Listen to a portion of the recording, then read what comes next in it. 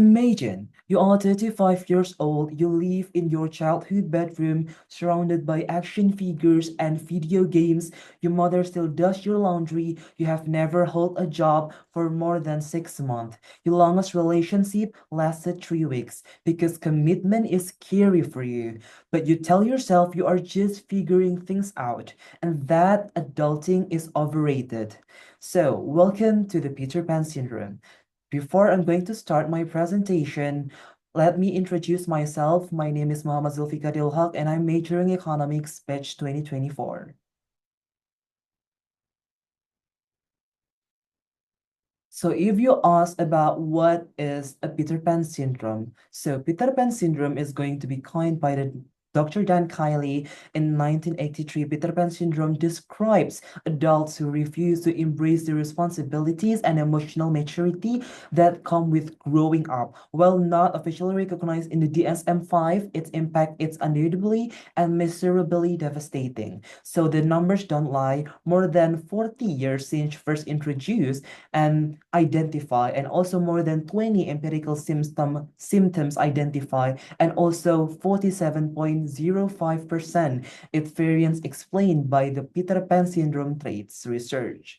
So, originally thought to affect only men, now recognized across to all genders.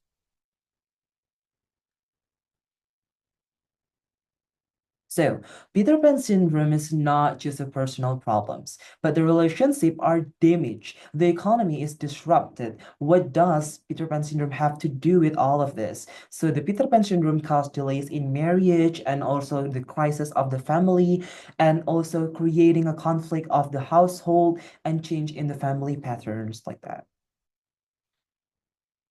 So, when we talk about the social and economic impact of the Peter Pan syndrome, so the shocking truth is Peter Pan syndrome has evolved from an individual curse into a societal crisis with miserable economic and social consequences, like delayed commitment and also emotional disengagement, and also reduce the tax contribution, where potential decreasing the tax contribution and pension system, demographic challenges, career instability, and also unstable relationship. So when we talk about the Peter Pan syndrome, it is not just for men. The biggest misconception is about the gender exclusivity. They previously believed that Peter Pan syndrome only affects men. They are the ones afraid of the commitment and responsibility. But the current reality is research now shows that the Peter Pan syndrome affects all gender equally. Women can be trapped in a cycle of emotional immaturity and responsibility avoidance. And the truth is, it is a mindset, not a gender issues. But when we talk about the solution, so what is the solution? So when we talk about the solution, it's going to be build resilience, and it's not talk about just growing up. But here is the revolutionary insight. The answer isn't to simply to tell people to grow up. It's to equip them with the tools to grow up. According to leading research by Bismack, the true maturity comes through the building resilience in the three key areas, like that the personal disposition, the dynamic process, and family and educational resilience. And also the growth mindset concept, facing failure, it's equal to ready to face the real world. So it's time to grow up. Let's grow up, not just grow older.